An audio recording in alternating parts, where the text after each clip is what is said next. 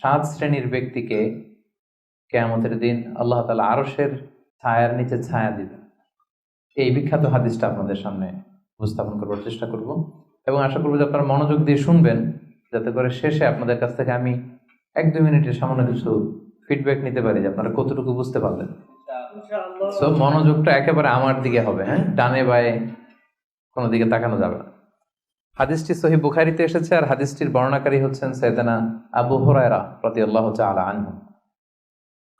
عن أبي هريرة رضي الله تعالى عنه قال قال رسول الله صلى الله عليه وسلم 7 يظلهم الله في ظله يوم لا ظل إلا ظله إمام عادل وشاب نشأ في عبادة الله ورجل قلبه معلق بالمساجد ورجلان تحابا في الله اجتمعا عليه وتفرقا عليه ورجل دعته امرأة ذات منصب وجمال فقال إني أخاف الله ورجل تصدق بصدقة فأخفاها حتى لا تعلم شماله ما تنفق يمينه ورجل ذكر الله خاليا ففاضت عيناه رواه البخاري।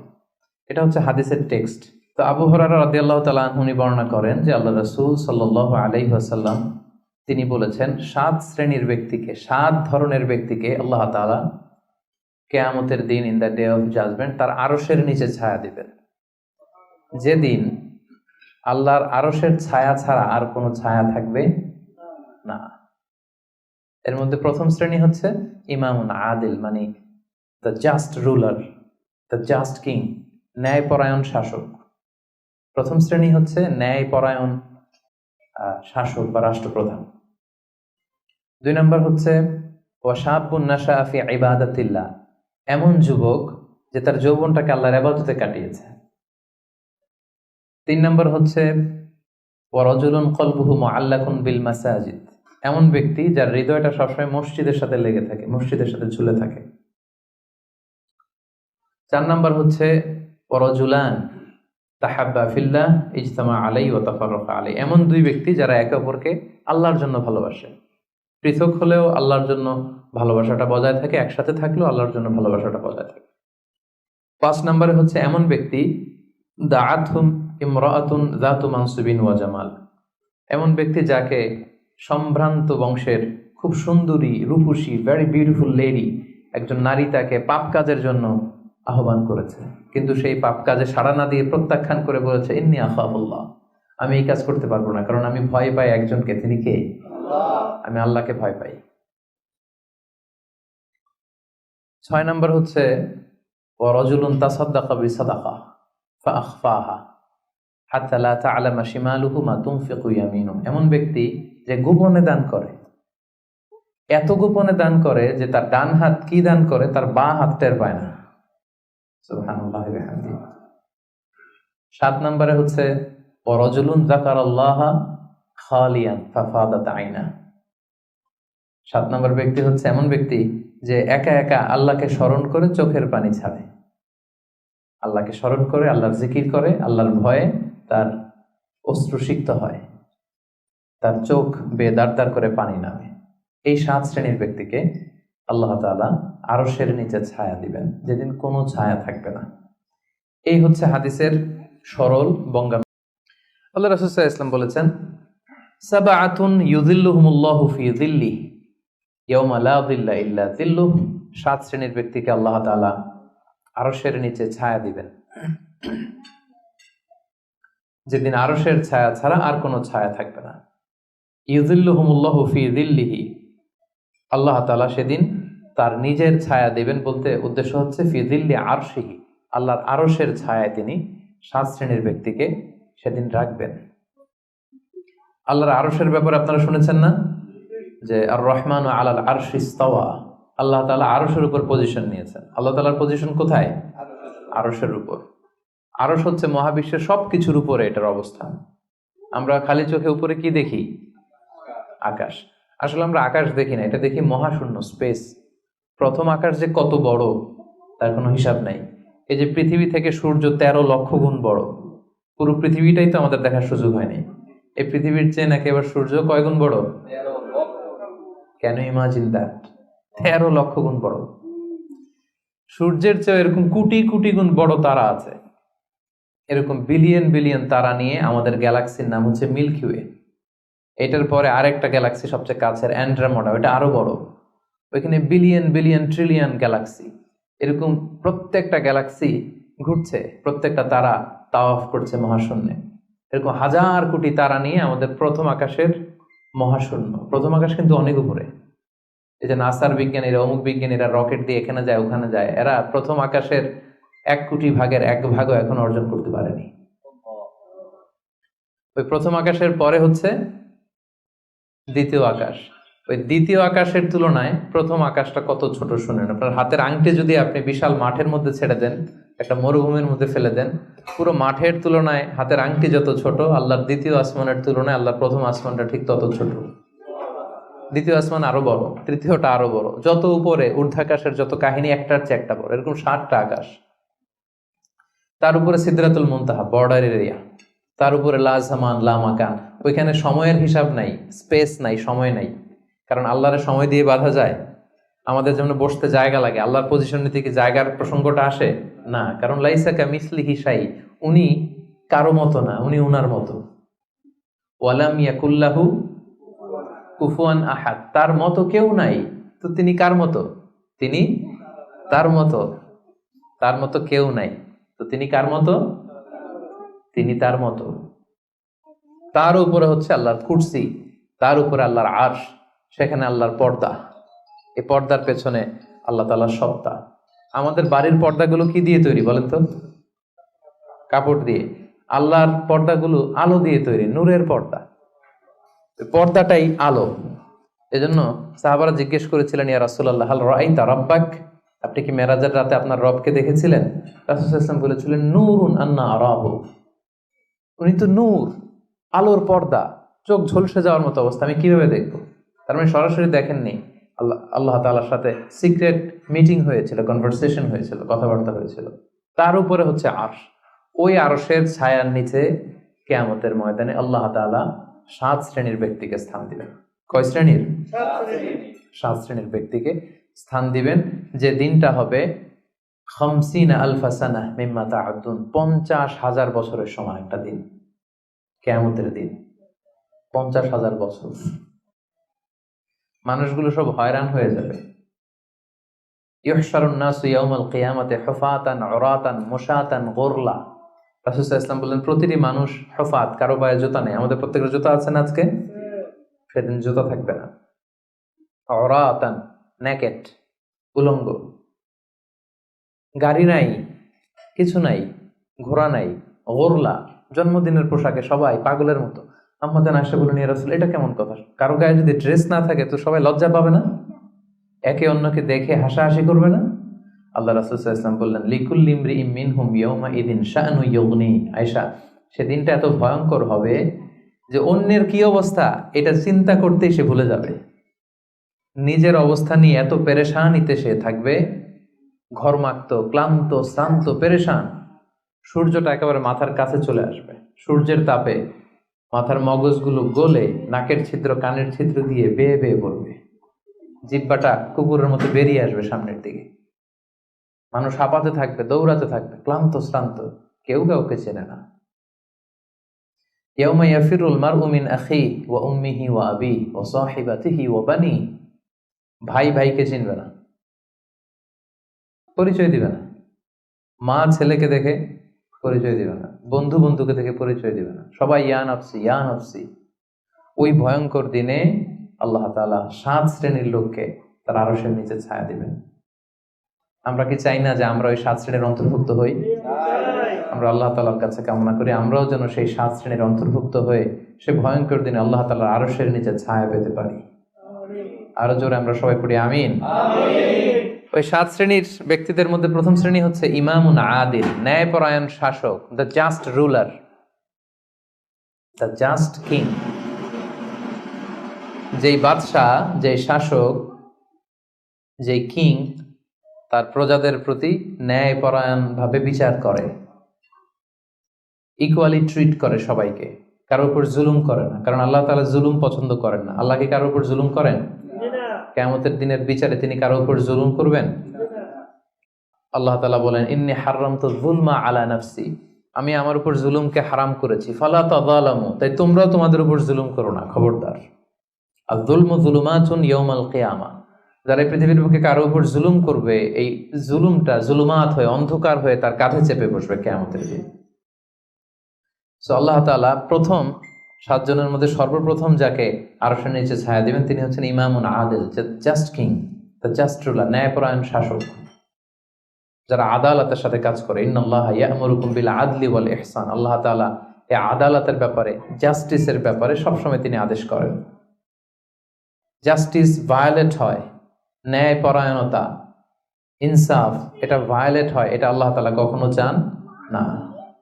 যারা বিচার করার সময় ন্যায় বিচার করে, উভয় পক্ষের কথা শুনে, যারা রায় দেওয়ার সময় ন্যায়সঙ্গতভাবে রায় দেয়, যারা জনগণের ট্রিট করার সময় সঠিকভাবে ট্রিট করে, সেই ধরনের রাজা যারা, সেই ধরনের কিং যারা, রুলার যারা, তারা সেদিন স্থান পাবে। 2 নাম্বার হচ্ছে ওয়াশাবুন নাশাআ ফি ইবাদাতিল্লাহ, এমন যুবক যে যুবক তার যৌবনটাকে আল্লাহর ইবাদতে কাটিয়েছে। এখানে এই যে আপনারা যারা বসে আছেন বেশিরভাগই হচ্ছেন যুবক, বেশিরভাগই সবাই তো যুবক। আমি তো বয়স্ক তেমন কাউকে দেখতে পাচ্ছি না, 2-1 ছাড়া, 2-1 তাও খুব বয়স্ক না, আমাদের কাছাকাছি বা কিছু বড় হবে, ঠিক কিনা? সাধারণত যুবক ধরা হয় কোন বয়স থেকে কোন বয়সে? লেটস সে 20 থেকে 40, তাই না? 20 থেকে 40, এই 20 বছরের সময়টা হচ্ছে একেবারে জীবনের সবচাইতে মাহেন্দ্র ক্ষণ। রং ধরা যৌবন, জং ধরে শেষ, এটা থাকে না খুব বেশি দিন। এজন্য এই যৌবনের এই সময়টাকে যারা আল্লাহর ইবাদতে তারা কাটিয়েছে, তাদেরকে আল্লাহ তাআলা আরশের নিচে ছায়া দিবেন। নাশা ফি ইবাদাতিল্লাহ, এবং যৌবনের ইবাদতকে আল্লাহ তাআলা খুব বেশি পছন্দ করে। ইবাদতটা অনেক ব্রড সেন্সে যদি আপনি চিন্তা করেন, অনেকে মনে করে যে শুধু নামাজ পড়া, শুধু রোজা রাখা, শুধু জিকির করা এটাই ইবাদত। আসলে ব্যাপারটা কিন্তু এমন নয়। মানব কল্যাণে আপনি যাই করেন, আল্লাহ তাআলার আদেশ পালনে আপনি যাই করেন, সবটাই ইবাদত, ঠিক কিনা? আপনি যদি রক্ত দেন, মুমূর্ষু রোগীকে বাঁচাতে রক্তের প্রয়োজন হয় না? আপনি যদি তাকে বাঁচাতে রক্ত দেন, এটাও ইবাদত। আপনি পরিবেশকে সুন্দর রাখার জন্য গাছ লাগালেন, এটাও ইবাদত। যে পথেই আল্লাহর সন্তুষ্টি, যে কাজ করলে আল্লাহ তাআলা সন্তুষ্ট হন, এই সবগুলো কাজই কিন্তু ইবাদত। তাই যৌবনের এই মোক্ষম সময়টাতে আল্লাহ তাআলার ইবাদত করে আমাদেরকে কাটাতে হবে। ওমা খালাকতুল জিন্না ওয়াল ইনসা ইল্লা লিয়াবুদুন, আমি মানব জাতি আর জিন জাতিকে কেবলই সৃষ্টি করেছি আমার ইবাদতের জন্য। এরপরেও যে একটু কষ্ট করে নামাজটা পড়েন, হ্যাঁ, এরপরেও যে জামাতে আসেন, এরপরেও আপনি সুন্নাহ মোতাবেক চলতে যাচ্ছেন, দাড়ি রাখছেন, এটা অনেক বড় ইবাদত। এটা আল্লাহ তাআলার কাছে অনেক বেশি প্রিয়। আল্লাহ রাসূল সাল্লাল্লাহু আলাইহি ওয়াসাল্লাম বলেছেন, 5টা বিষয় আসার আগে 5টা জিনিসকে কাজে লাগাও। এর মধ্যে একটা হচ্ছে শাবাবাকা ক্বাবলা হারামিক, বার্ধক্য আসার আগে যৌবনকে কাজে লাগাও। সিহহাতাকা ক্বাবলা মারাদিক, অসুস্থতা আসার আগে সুস্থতাকে কাজে লাগাও। গিনাকা ক্বাবলা ফাকরিক, গরিব হয়ে যাওয়ার আগে তোমার ধনাঢ্যতাকে কাজে লাগাও। ফারাগাকা ক্বাবলা শুগলিক, ব্যস্ত হয়ে যাওয়ার আগে অবসরটারে কাজে লাগাও। হায়াতাকা ক্বাবলা মাউতিক, মৃত্যু আসার আগে জীবনটারে কাজে লাগাও। এই জন্য যৌবনটাকে যেন আমরা কাজে লাগাই, প্রিয় ভাইয়া। এবং কিয়ামতের ময়দানে 5টা প্রশ্ন করা হবে, এই 5টা প্রশ্নের উত্তর না দিয়ে কোনো বনি আদম পাই নাড়াতে পারবে না, পা নাড়াতে পারবে না। এর মধ্যে প্রথম প্রশ্ন, আন হায়াতিহি ফিমা আফনা, তার জীবনটা সে কোন কাজে লাগিয়েছে। ও আন শাবাবিহি ফিমা আবলা, জীবনের মধ্যে যে যৌবন ছিল ওই সময় কি করছে? ওই সময় কি ইসলামের বিরুদ্ধে তার কাজ করেছে? হারাম কাজগুলোতে সময় ব্যয় করেছে? হারাম ব্যবসা করেছে? সম্পদ কোত্থেকে উপার্জন করেছে? কোথায় ব্যয় করেছে? যতটুকু জেনেছে ততটুকু মেনেছে কিনা? এই 5টা প্রশ্নের উত্তর দেওয়ার আগে বনি আদম কিয়ামতের ময়দানে পাই নাড়াতে পারবে না। এই জন্য দ্বিতীয় শ্রেণী হচ্ছে ওয়াশাবুন নাশাআ ফি ইবাদাতিল্লাহ, এমন যুবক যে তার যৌবনকে আল্লাহর ইবাদতে কাজে লাগিয়েছে। এজন্য যৌবনটাকে যেন আমরা কাজে লাগাই, মনে থাকবে। 3 নাম্বার হচ্ছে ওয়ারাজুলুন কলবুহু মুআল্লাকুন বিল মাসাজিদ, এমন ব্যক্তি যার হৃদয়টা সবসময় মসজিদের সাথে ঝুলে থাকে, মসজিদের সাথে সবসময় লেগে থাকে, মসজিদের সাথে সম্পৃক্ত, মসজিদ ছাড়া আর কিছু ভালো লাগে না, এরকম কিছু টাইপ লোক আছে না? মসজিদ থেকে নামাজ পড়ে চলে আসছে বাসায়, কিন্তু মন পড়ে আছে কই? আমাদের অনেকের যায় মসজিদে কিন্তু মন থাকে কই? বাড়িতে। উল্টা হয়ে যায় আর কি, উল্টা যেন না হয়। অনেকে দেখবেন যে জোহরের নামাজ পড়ে বাসায় আসছে, বাট মনটা পড়ে আছে মসজিদে। এই 3 নম্বর ব্যক্তি হচ্ছে রজুলুন কলবুহু মুআল্লাকুন বিল মাসাজিদ। 3 নম্বর ওই ব্যক্তিকে আল্লাহ আরশের নিচে জায়গা দিবে যার হৃদয়টা মসজিদের সাথে লেগে থাকে, আর মসজিদ খুব ভালো লাগে।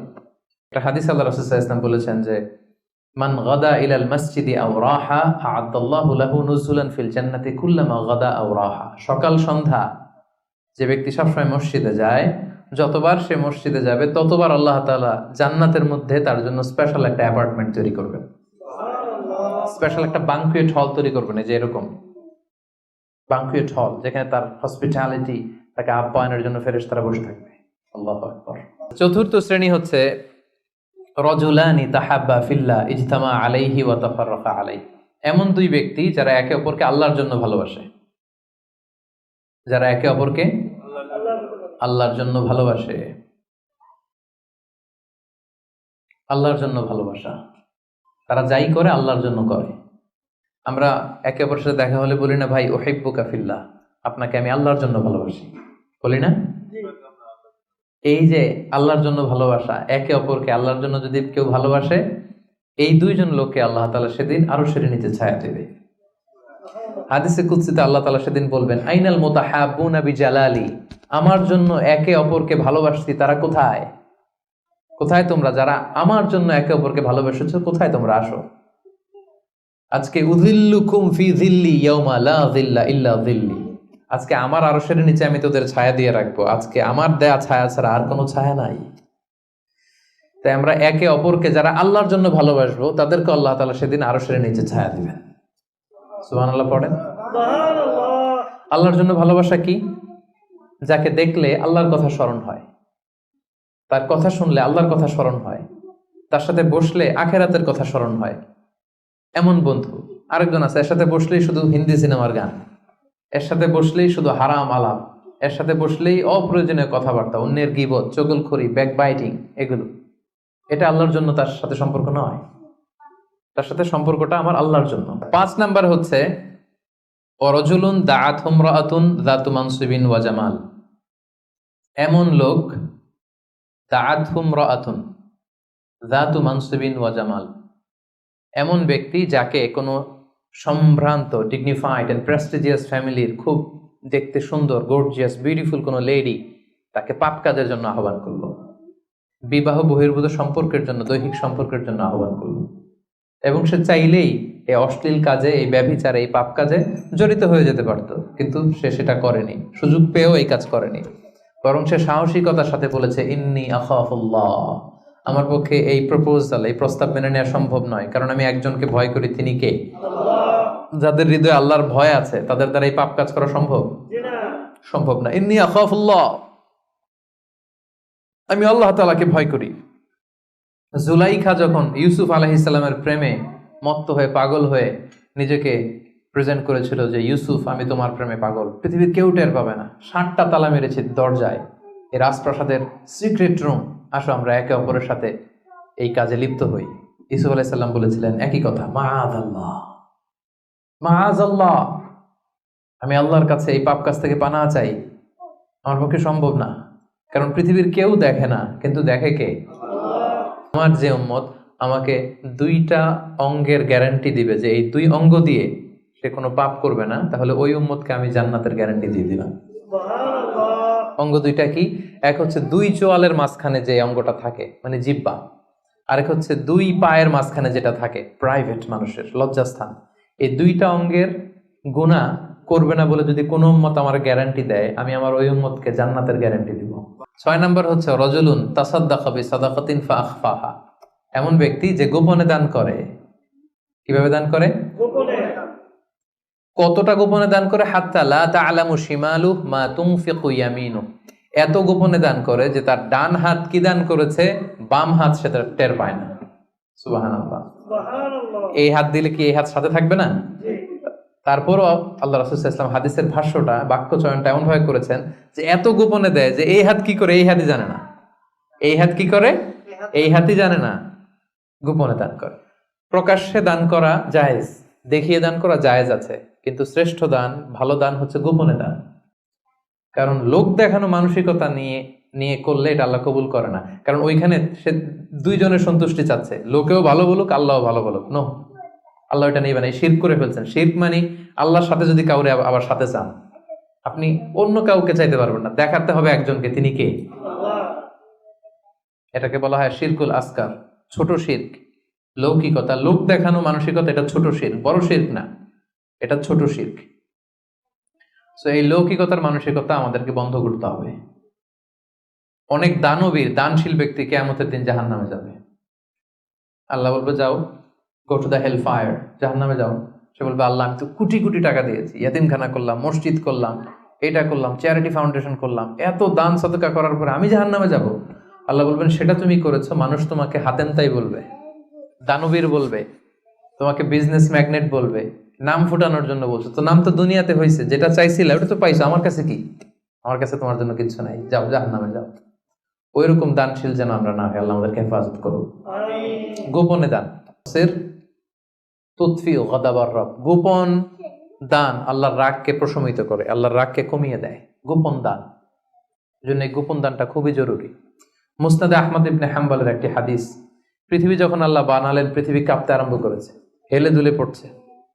আল্লাহ পৃথিবীতে পাহাড় নামিয়ে দিলেন, পাহাড় ঢুকিয়ে দিলেন। পাহাড় যখন প্যারেকের মতো ঢুকিয়ে দিলেন পৃথিবীতে, পৃথিবী আর কাঁপে না, আর ভূমিকম্প হয় না, আর নড়ে না। এই দৃশ্য ফেরেশতারা দেখে তো অবাক, বললেন এই আল্লাহ, পাহাড়ের এত শক্তি যে পৃথিবীর মধ্যে পাহাড় যখন প্যারেকের মতো ঢুকাই দিলেন, পৃথিবী আর কাঁপে না, পৃথিবী একেবারে স্টেবল।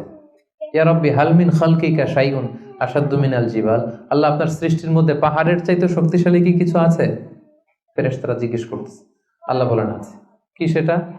আল হাদিদ, লোহা। আল্লাহ বললেন লোহা পাহাড়ের চাইতে শক্তিশালী, কারণ লোহা দিয়ে পাহাড় কাটা যায়, ঠিক না? লোহার হাতুড়ি দিয়ে পাহাড় কাটা যাবে না? কাটা যাবে। ফেরেশতারা বললেন হে আল্লাহ, হাল মিন খালকিকা আশাদ্দু মিনাল হাদিদ, তাহলে লোহার চেয়েও কি শক্তিশালী কিছু আপনার সৃষ্টিকুলের মধ্যে আছে? আল্লাহ বললেন আছে, সেটা হচ্ছে আন্নার, আগুন। কারণ আগুনের মধ্যে লোহা ঢেলে দিলে লোহা গলে যায়, তাইলে লোহা শক্তিশালী নাকি আগুন? আগুন শক্তিশালী। ফেরেশতারা আবার আশ্চর্য হয়ে বলল হে রাব্বি হাল মিন খালকিকা শাইউন আশাদ্দু মিনান নার, আল্লাহ আগুনের চাইতে শক্তিশালী কিছু আছে? আছে। আলমা, পানি। আল্লাহ বললেন পানি আরো শক্তিশালী, কারণ আগুন দাউ দাউ করে জ্বলে, ওখানে পানি দিলে কি হয়? আগুন থপ করে নিভে যায়। ফেরেশতারা আবার অবাক হচ্ছে, বললেন ইয়া রাব্বি হাল মিন খালকিকা শাইউন আশাদ্দু আলাল মা, পানির চাইতে শক্তিশালী কি কিছু আছে আপনার সৃষ্টির মধ্যে? আল্লাহ বললেন আছে। আর রিহ, বাতাস, কারণ বাতাসের ধাক্কায় পানি একদিক থেকে আরেক জায়গায় যায়। জলের মধ্যে যখন বাতাসের উচ্ছ্বাস হয়, জলোচ্ছ্বাস তৈরি হয়, তাহলে বাতাস আরো শক্তিশালী। এই ফেরেশতারা বললেন ইয়া রাব্বি হাল মিন খালকিকা আশাদ্দু মিনার রিহ, আল্লাহ বাতাসের চাইতেও কি কোনো শক্তিশালী কিছু এই মহাবিশ্বে আছে? আল্লাহ বললেন আছে। সেটা কে? বনি আদম। এমন বনি আদম যে গোপনে দান করে, এমন বনি আদম যে সিক্রেটলি চ্যারিটি করে, মানুষকে দেখাতে যায়, আস্তে করে 2 টাকা, আস্তে করে 10 টাকা, আস্তে করে 50 টাকা, আস্তে করে 1 লক্ষ টাকা। 7 নাম্বার হচ্ছে রাজুলুন যাকারাল্লাহ খালিয়ান ফাফাদাত আইনা, যে ব্যক্তি গোপনে আল্লাহর জিকির করে, আল্লাহকে স্মরণ করে, আর চোখের পানি ছাড়ে। কি ছাড়ে? চোখের পানি ছাড়ে। আমাদের তো চোখের পানি নামে না। কবে যে শেষ জীবনে কেঁদেছি আমাদের অনেকের মনেই পড়ে না। আরে কবে যেন কাঁদলাম সর্বশেষ? 2 ফোঁটা পানি আল্লাহর কাছে সবচাইতে প্রিয়। এক হচ্ছে জিহাদের ময়দানে রক্তের ফোঁটা, আর এক হচ্ছে অনুতপ্ত বান্দার চোখের পানির ফোঁটা।